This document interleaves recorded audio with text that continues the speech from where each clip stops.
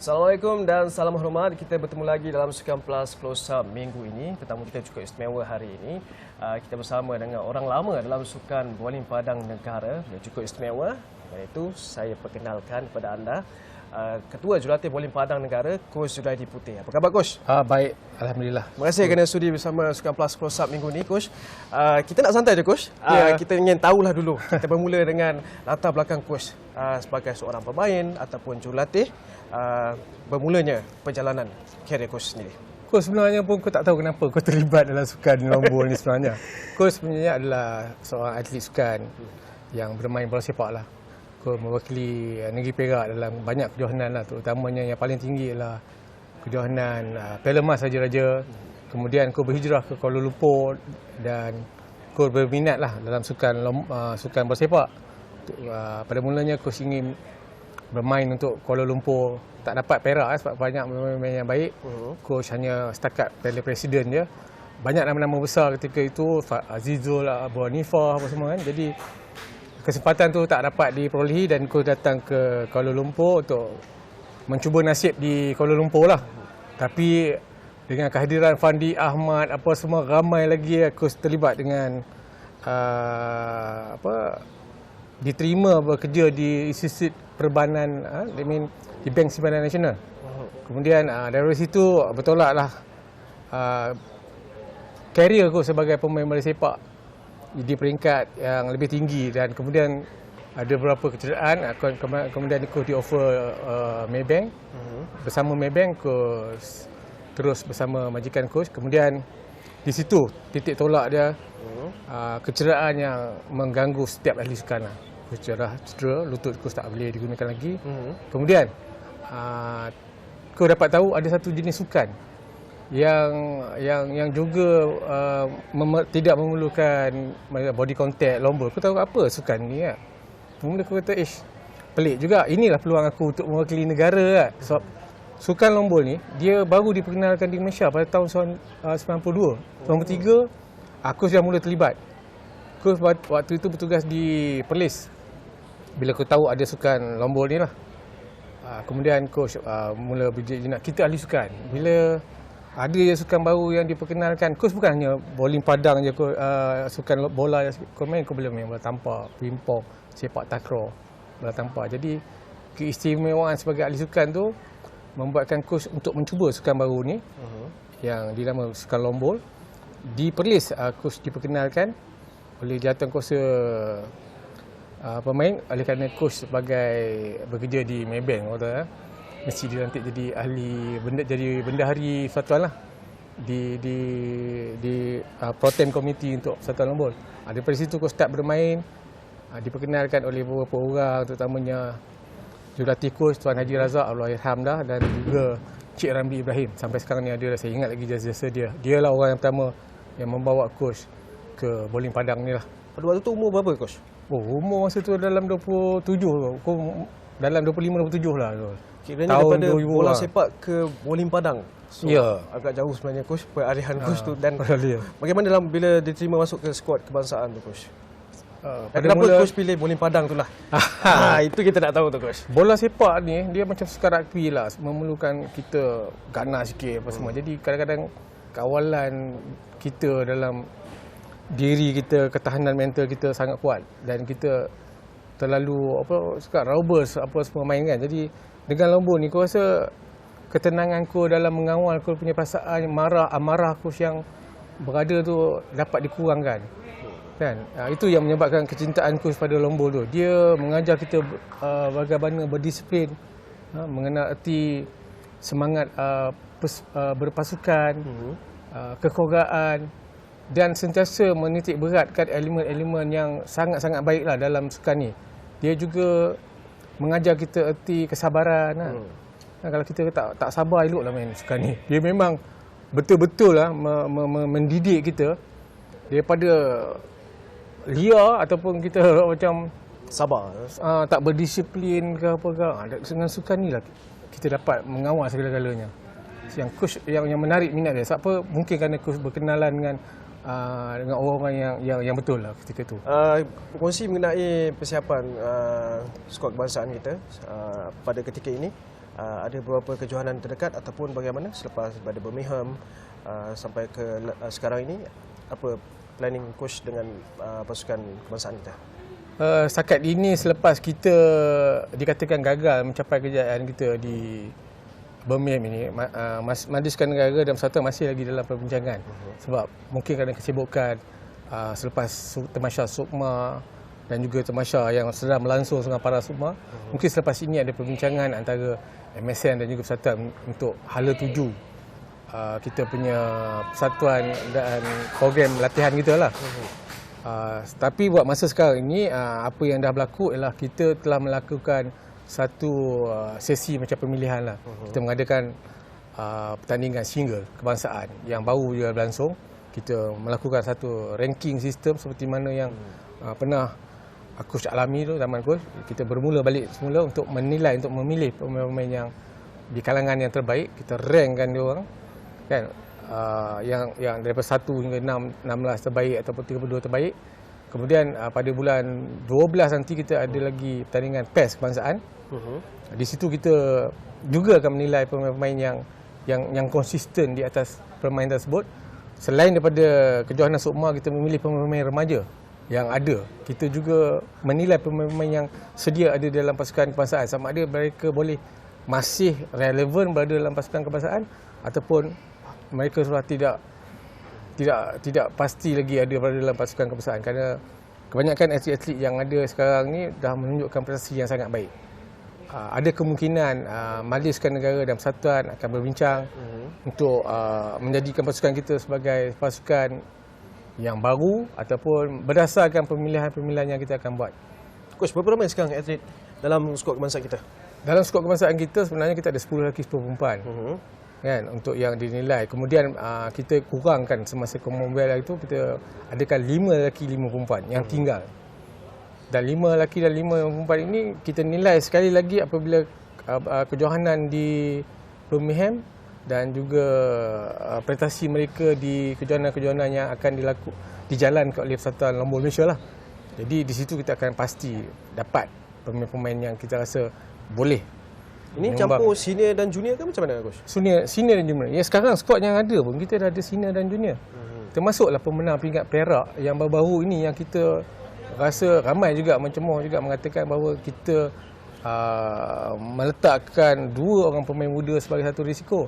Bagi coach, dia adalah kesinambungan kita untuk membawa pasukan kita ke lebih kejayaan yang akan datang. Kejayaan tidak akan datang dalam masa sebulan 2. Kita adalah benda ini adalah satu proses yang sangat panjang. Begitu juga pemain-pemain yang dah ada dalam pasukan kita sekarang ni. Pemain-pemain yang dimasukkan dalam pasukan kita, terutamanya contoh macam Nabila Ain, Syafiqah Haida, Idham Amin dan juga Izzat Syamil, merupakan pemain yang sangat berpotensi yang harus diberi peluang. Jika tidak bagi peluang ketika ini, di mana kita akan letak mereka di satu status yang paling tinggi yang mereka boleh lebih baik yang kita kendaki. Berdasarkan kejohanan-kejohanan tersebutlah mereka dapat memperolehi pengalaman untuk mencapai kejayaan lebih cemerlang. Coach, melihat seperti pentas Sukma hari itu kan. So, adakah coach dapat menganalisa ada beberapa pemain yang boleh diserap masuk ke skuad kebangsaan ataupun masih lagi ingin mengharapkan kudrat yang sama ataupun kita ingin tahu, coach, daripada pentas Sukma itu mungkin ada dah diserapkan masuk, mungkin boleh jelaskan? Ada 2-3 pemain yang kau nampak masih boleh diketengahkan, tapi untuk mencapai tahap seperti mana pemain-pemain yang sudah memperolehi pengalaman yang tinggi yang ada sekarang ni, aku rasa masih lagi belum mencapai tahap tersebut. Berapa lama coach nak kena tunggu sebenarnya untuk dia sampai 4 tahun lebih kurang dalam sukan Bola Padang? Ya, sekarang ni yang ada pun yang telah membuktikan bahawa mereka telah berjaya mencapai ke peringkat antarabangsa. Kalau kita nak menang peringkat emas, secara logiknya kita mesti pastikan atlet itu menjuarai sekurang-kurangnya kejohanan kebangsaan dunia, berada di tempat keempat ranking dunia kan. Untuk mencapai ke tahap tu, daripada pemain yang coach bimbing dulu, daripada skuad pelapis, kita ada skuad pelapis dulu, tapi sekarang ni dah tak ada selepas kegagalan kita di Commonwealth India. skuad pelapis telah dibubarkan. Kenapa dibubarkan, Coach? Kenapa tak adakan balik? Itu masalah kita kat Malaysia ni. Kalau setiap kali kegagalan sentiasa berlaku rombakan, berlaku postmortem yang kadang-kadang pelik juga bagi aku sebab para pelapis ni seharusnya diberikan. Kadang-kadang bukan dari pihak MSN juga, kadang-kadang persatuan juga merasakan kita gagal dan kita terpaksa melepaskan program pelapis ni. Budak-budak Sukma yang bagus yang berada dalam pasukan sepatutnya diserapkan dalam skuad Sukma. Sebab apabila Sukma habis, banyak pemain yang bagus ni. Tak tahu ke mana hala tuju dia orang. Jadinya pada yang Sukma hari itu ada tak yang dimasukkan? Kalau tak dimasukkan kalau tak dimasukkan dalam skuad pun, mereka akan habis begitu je pemain yang baik ni. Contohnya, kalau ada 2-3 pemain, jika kita tak boleh nak masukkan dalam skuad, sekiranya dalam skuad kita hanya boleh mampu untuk 10 katakan tadi kan. Kita ada 15, 20 orang pemain-pemain yang bagus. Kalau dulu kita ada 2 pemain daripada elit dan juga pelapis kita panggil. Di pelapis inilah golongan pendesak yang ada dalam skuad kita untuk menolak dia orang supaya berusaha keras, tidak boleh pandang mudah, tidak boleh bersenang lenang apabila ada skuad pelapis ni. Skuad pelapis inilah dulu yang melonjakkan peningkatan atlet-atlet yang senior yang ada sekarang. Tapi apabila dengan ketiadaan atlet ini, dia orang akan kata mereka berada dalam keadaan yang zon selesa. Tidak ada saingan yang mendesak mereka untuk berusaha. Kalau kita lihat pada pencapaian budak-budak Sukma baru ni, ada 2-3 pemain yang sangat menyala. Yang telah membuktikan kehebatan dia adalah Ida Harun Terengganu tu. Dia sendiri menyatakan, saya sendiri yang menemui beliau, dia kata dia ingin main dengan skuad kebangsaan. Jadi apakah langkah daripada coach sendiri mendengar perkara seperti itu? Aku sangat berbangga sebab sebelum ni pun kita dah kenal pasti pemain-pemain yang hebat macam tu. Kita dah tahu daripada mana asal dia. Macam Zam, kita panggil Zan. Dia pemain yang sangat berkaliber. Pernah kita bawa untuk bersama kita ke kejohanan Australia Open. Dan kita tahu keupayaan dia. Tapi untuk meletakkan dia dalam slot pemain-pemain kebangsaan dalam keadaan yang sebulan 2 untuk menghadapi kejohanan besar adalah sangat mustahil. Kita harus membawa dia ke dalam skuad dahulu untuk memastikan bahawa dia menerima latihan-latihan yang sangat konsisten, beri latihan pendedahan luar negara yang konsisten, yang bersistematik agar permainan beliau dapat ditingkatkan. Permainan, skill permainan dia dah ada. Cuma beberapa perkara yang perlu kita gilap untuk memastikan dia bersedia dibawa ke pentas pertandingan yang lebih besar. Big stage yang sangat memerlukan ketahanan mental. Kita kena membawa beberapa pakar psikologi, pakar pemakanan, fisiologi dan juga segala aspek-aspek pemakanan yang ada yang perlu dikategorikan agar beliau dapat disiap sediakan menjadi atlet-atlet bertaraf dunia seperti pemain yang ada sekarang ni. Siti Zalina Ahmad, Azrina Aisyad kan, yang dikatakan tidak lagi relevan dalam pasukan kebangsaan.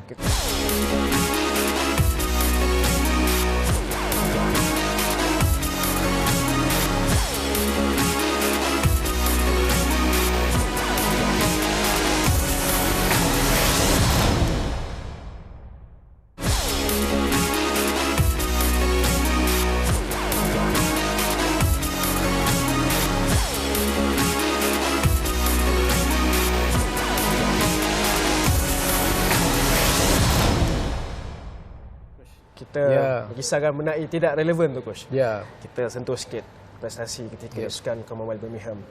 Saya juga turut berada di sana melihat perkembangan di sana dan kita tahu seperti Siti Zalina, legenda kita dalam sukan bowling padang ni, gagal menyumbangkan pingat emas sebab diletakkan sasarannya adalah emas. Tapi bawahnya pulangnya ganser.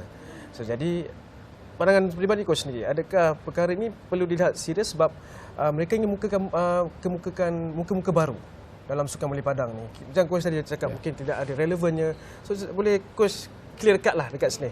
Apa sebenarnya langkah daripada skuad bowling padang negara untuk ke arah sukan Commonwealth seterusnya dan sukan-sukan besar lain selepas ni. Tidak mengharapkan satu bakat yang sama saja, tapi mungkin ada bakat-bakat baru yang boleh dikatakan. Kita bersetuju di atas apa kegagalan yang melanda kita di sukan Commonwealth. Kita gagal mencapai sasaran pingat yang kita tetapkan bersama dengan Majlis Sukan Negara apa semua. Dan kita mengakui kegagalan tersebut. Kegagalan hanya tidak mencapai pingat emas adalah satu bentuk kegagalan yang dilihat pada aspek lain ada juga beberapa kejayaan yang telah kita bawa. Contohnya, kita telah berjaya masuk 4 semi final baru-baru ni. Satu benda yang sangat di luar jangkaan, yang memang kita rasa sangat hebat, di mana kita boleh dapat 4 pingat daripada situ. Satu lagi, apabila kita merasakan 7 daripada 6, daripada 8 pertandingan, daripada 8 acara di peringkat dunia, di stage yang paling besar. Kalau sekali-sekala itu Olimpik kita lah, World Championship kita lah, kita berjaya melayakkan 6 acara ke dalam suku akhir.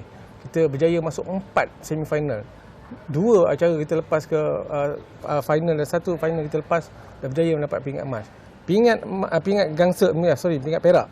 Dan pingat perak itu dihasilkan oleh 2 pemain yang muda yang dianggap oleh Ain Nabila dan juga Syafiqah.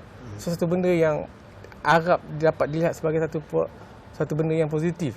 Satu lagi, kebanyakan kita, bukan kita sajalah, negara lain juga menghadapi masalah yang sama seperti kita. Dia masa pandemik ni, program latihan kita juga tidak ada mempunyai padang rumput. Apabila kita ingin mengadakan latihan yang lama di luar negara, kita di pandang sini sebab kita kena terima hakikat yang orang lain tak tahu. Kita tak ada padang rumput. So, kita kena lebihkan masa kita untuk training di luar. Bila kita training di luar, bila kita tidak membawa kejayaan, orang katakan ini adalah tidak mendatangkan hasil. Memang itulah yang selalu diperkatakan orang. Macam berbalik pada Siti Zalina dan juga pemain yang lain lah. Beliau dah melalui proses-proses yang sangat panjang. Proses kemenangan. Kalau kita nak mempersiapkan atlet seperti Zalina, kita punya masa yang panjang. Bagaimana ketahanan psikologi dia, ketahanan minda dia, pengorbanan beliau dalam menghadapikan sukan-sukan yang tentu untuk menjadi juara di peringkat yang tertinggi di dunia. Kita harus dipersiapkan dengan berbagai-bagai aspek. Kita tak boleh tiba-tiba kita jumpa je juara di satu kejohanan di peringkat tempatan, kita terus angkat untuk mempersiapkan. Tapi boleh, tapi kita kena bersedia seperti Siti Zaina yang mula kita kenali lah. Kita kena adakan proses yang panjang, bersabar dengan proses tersebut. Ada 2-3 pemain yang kita nampak. Itu pun seperti Emma Firana Saroji. Dia pun telah mengalami proses yang lama, 8, 9 tahun, 10 tahun. Macam budak-budak yang ada sekarang ni, Hizli Rais, Sophie Rosli, pemain-pemain yang pernah berada di pentas dunia, memerlukan proses 8-9 tahun. Dan dia bukanlah satu benda yang boleh dilakukan seperti kita memasak nasi lemak kan.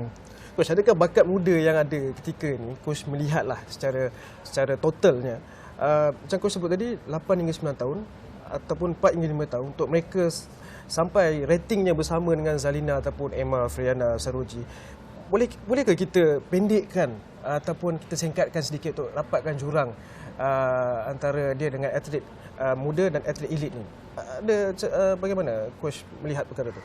Tiada benda yang boleh dilakukan dalam pintas. Semua memerlukan masa dalam benda yang kecuali atlet itu memang gifted lah, diberi. Ada antara atlet yang boleh dibentuk 4-5 tahun, tapi kita kena bersedia dengan kegagalan dia. Dalam proses kita dalam membentuk atlet untuk menjadi juara, kita kena bersedia di semua peringkat. Dari segi psikologinya, bukan di kala dia menang aja, di kala dia kalah, di mana pasukan-pasukan kita menyediakan persediaan untuk recovery kekalahan tersebut. Macam mana cara kita menangani aspek-aspek yang perlu. Kita punya tim perlu bersedia dalam merakam setiap data-data kemenangan, kekalahan dan analisa yang perlu dilakukan atlet. Pasukan kita juga kena, pasukan masuk ke dalam pegawai-pegawai daripada ASN, kita punya sport scientist perlu berada bersama. Masalah kita sekarang ni, kita kekurangan pakar-pakar yang duduk sekali dengan kita. Macam dulu kejayaan-kejayaan kita berada dalam satu pasukan yang sangat mantap. Bukan hanya tentang Siti Zarina aja. Kita berada dalam semua aspek yang memastikan kita memerlukan kejayaan-kejayaan tersebut. Jadi kalau kita bertukar-tukar pegawai, bertukar-tukar pemain, di mana konsistensi yang kita nak bawa dalam tuju atlet itu? Bila macam dikatakan pemain-pemain lama seperti Siti Zaina ataupun Azrina Ashad ataupun ada Emma dalam tu, kita rasa dah tak relevan lagi. Kita bagi coach, selagi atlet itu boleh menyumbang, dia masih relevan. Kecuali kalau dia mengatakan bahawa sorry to say, saya ingin bersara dari sukan ini, itu sudah pasti. Lombol memerlukan atlet-atlet yang berpengalaman seperti Siti Zalina dan juga Azlina yang masih lagi boleh menyumbang untuk pingat untuk negara. Coach, kita tak nafikan sukan bola padang kurang mendapat perhatian. Tapi bila datangnya tamasya besar seperti sukan Commonwealth dan sukan-sukan lain, bola padang diharapkan untuk memberi pingat. So, Coach melihat sebenarnya adakah menunggu sukan-sukan besar je tiba ataupun perlunya perhatian daripada akar umbi itu sendiri, Coach? Bagaimana kita nak tahu, Coach? Kita program akar umbi kita sebenarnya dah berlangsung lama. Daripada zaman Tun lagi. Tapi cuma apa yang kita lihat ialah kurangnya dana lah kita nak memperkembangkan sukan-sukan ni. Satu lagi, sukan-sukan lain yang dilihat tidak seperti sukan kita lah. Macam kita, kalau nak peringkat akar umbi, sekurang-kurangnya majlis sukan sekolah Malaysia perlu untuk meletakkan sukan bola padang dalam takwim dia orang, jadual kejohanan mereka. Kerana kebanyakan atlet-atlet yang berada di akar umbi seharusnya bermula di sekolah. Dan sokongan dari sekolah yang mempunyai satu tempat yang mana program boleh dijalankan dengan perbelanjaan yang besar yang boleh dijalankan oleh pihak kerajaan melalui sekolah. Kalau dibantu, kita hanya boleh memberi kepakaran teknikal kita kepada semua sekolah. Kalau dapat benda ni direalisasikan di peringkat majlis sukan sekolah Malaysia, aku rasa perkembangan atlet kita di peringkat akar umbi sangat baik. Kita dah ada peringkat yang sangat baik di pihak negeri. Contohnya dalam pasukan Sukma, atlet-atlet disediakan. Jadi dalam membekalkan atlet-atlet ini dalam kelompok yang banyak, kita sukar. Coach, sedikit Coach, last. Macam Coach sebut tadi, padang rumput sebenarnya. Apakah sebenarnya perubahan yang Coach kita lihatlah memerlukan padang kepentingan sebenarnya padang rumput ni, Coach, untuk skuad bola padang negara kita untuk lebih maju di masa hadapan ataupun membantu secara perkembangannya? Sedikit Coach, mengenai padang rumput tadi, Coach. Kita dah punya padang rumput dari tahun 98 masa Commonwealth dulu. Ini dia tempatnya, Bukit Kiara ni. Dan juga apabila pasukan lombol ini tidak dianggap sebagai penting, dia hanya penting bila tamasya sukan-sukan besar je. Di mana kita memerlukan pingat yang banyak. Di sukan C, kita perlukan 7-8 pingat emas. Kita boleh bagi. Tetapi keperluan sukan padang rumput ini tidak ada di Malaysia. Sebab kejohanan-kejohanan besar seperti Commonwealth, dia bermain di padang rumput. Dan kita ada di Bayumas, saya tahu lagi. Tapi Bayumas adalah kepunyaan pihak swasta. Dan Coach rasa benda ini dalam diusahakan oleh MSN. Yang hanya membantu kita, banyak membantu kita dalam perkembangan kita ialah hanya MSN. Badan kerajaan yang sentiasa tidak pernah gagal membantu kita. Tapi kalau kita hanya mengharapkan MSN dalam membantu kita, kalau usaha-usaha lain tidak dilakukan, susah untuk kita untuk pergi lebih jauh. Macam dengan luar, dia masih juga memerlukan kerajaan, tapi dia orang tak bergantung sepenuhnya pada kerajaan. Dan juga apa yang persatuan kita sekarang lakukan di bawah kepimpinan baru Datuk Awalan, Coach nampak usaha-usaha ini tengah giat dijalankan. Beliau mengambil segala tanggungjawab di atas segala kegagalan yang berlaku, yang dikatakan oleh seberapa pihak mengatakan kita gagal. Beliau sangat berani mengambil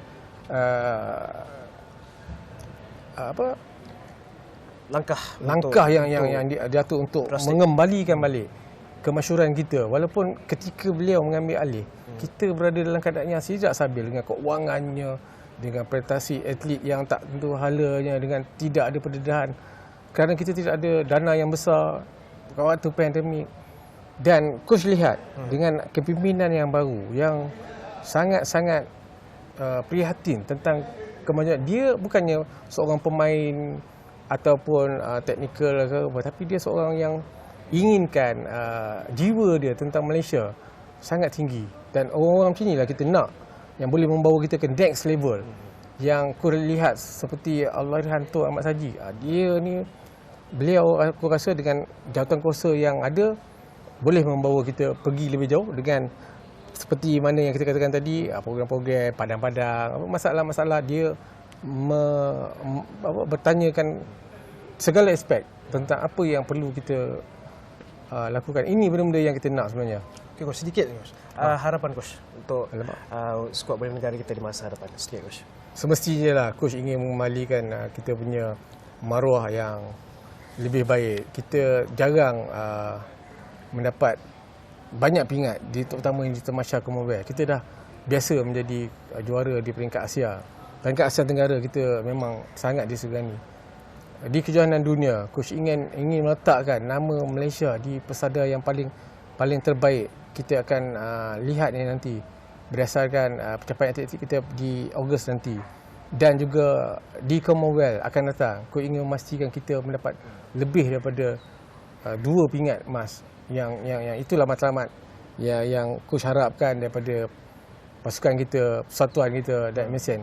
Dan kepada mereka yang telah banyak menyumbang kepada kita, terutamanya ialah bila kita menggunakan duit rakyat, semestinya hak rakyat untuk bertanyakan kenapa kita tidak berjaya.